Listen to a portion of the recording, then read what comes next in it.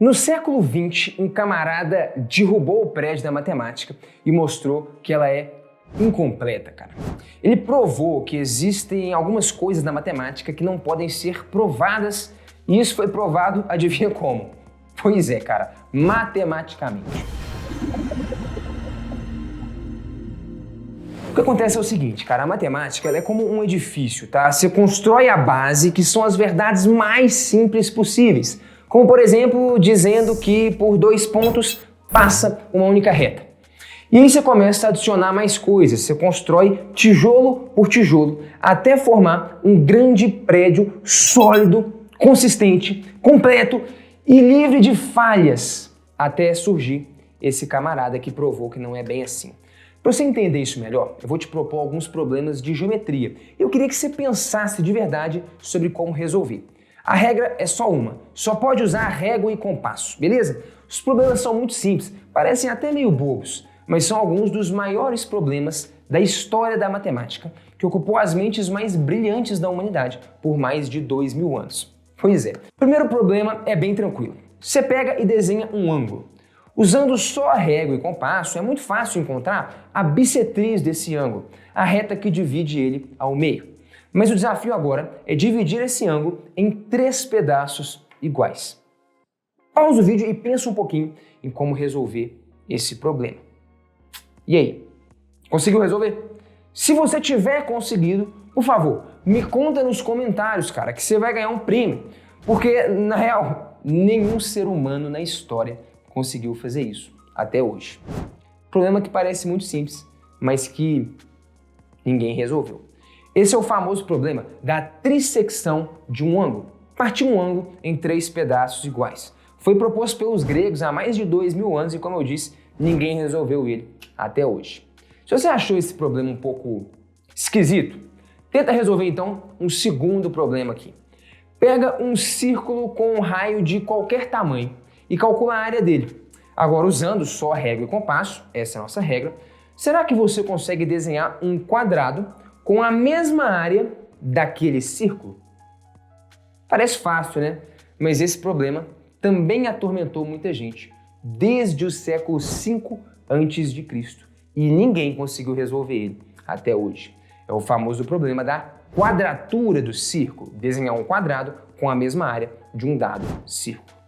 Parece simples, mas na verdade ele é meio impossível de resolver. Já já eu te explico o motivo. Vamos então para o terceiro e último problema, também um clássico da matemática. Parece muito com o anterior, é o problema da duplicação do cubo. A gente vai agora para um espaço tridimensional. Funciona assim, cara.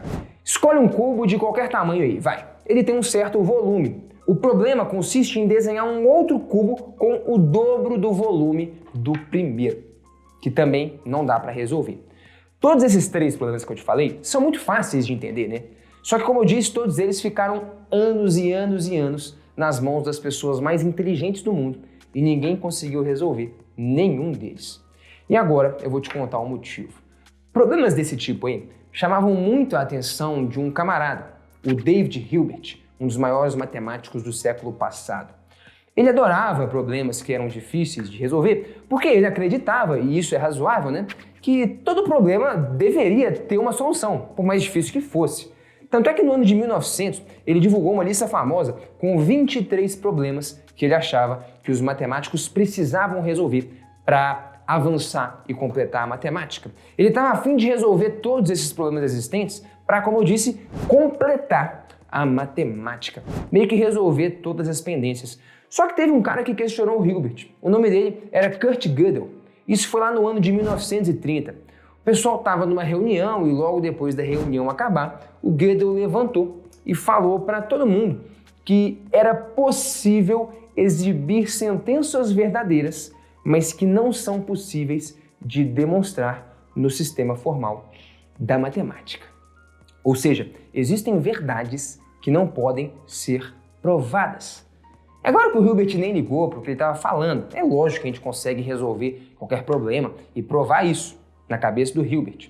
E o Gödel também não deu nenhum exemplo na época, era tipo um blefe. Mas no ano seguinte, o Gödel calou a boca do Hilbert e de todo mundo. Ele publicou um artigo, muito bem escrito a propósito, mostrando que aquilo que ele tinha falado realmente era uma verdade inquestionável. São dois teoremas que ficaram conhecidos como os teoremas da incompletude de Gödel. O primeiro teorema diz o seguinte: qualquer teoria axiomática recursivamente enumerável e capaz de expressar verdades básicas da aritmética não pode ser, ao mesmo tempo, completa e consistente. Pois é, você não entendeu nada, né? O que isso quer dizer é que se a gente tem uma teoria que não tem contradição, que é consistente, sempre vão existir coisas verdadeiras dentro dessa teoria que é impossível a gente provar que elas são verdadeiras. Ou seja, elas são indemonstráveis. Vou te dar um exemplo aqui, saca só. Um grande sábio uma vez disse que matemática é arte, o resto é fazer conta. Você tem que concordar comigo que isso é uma grande verdade, mas não tem como provar, pelo menos não matematicamente. Tem só como apreciar. Para você entender melhor, vamos ao segundo teorema do Gödel, que fala que uma teoria recursivamente enumerável e capaz de expressar verdades básicas da aritmética e alguns enunciados da teoria da prova pode provar sua própria consistência se e somente se for inconsistente. Essa afirmação é até meio paradoxal, né? Difícil de entender. Como assim uma teoria só pode provar sua consistência se for inconsistente? Bom, para explicar isso, a gente vai falar do paradoxo do barbeiro, proposto por Bertrand Russell. Em uma cidade, a gente só tem um barbeiro e a regra é simples. O barbeiro faz a barba de todo mundo que não barbeia a si mesmo. E eu te pergunto, quem barbeia o barbeiro?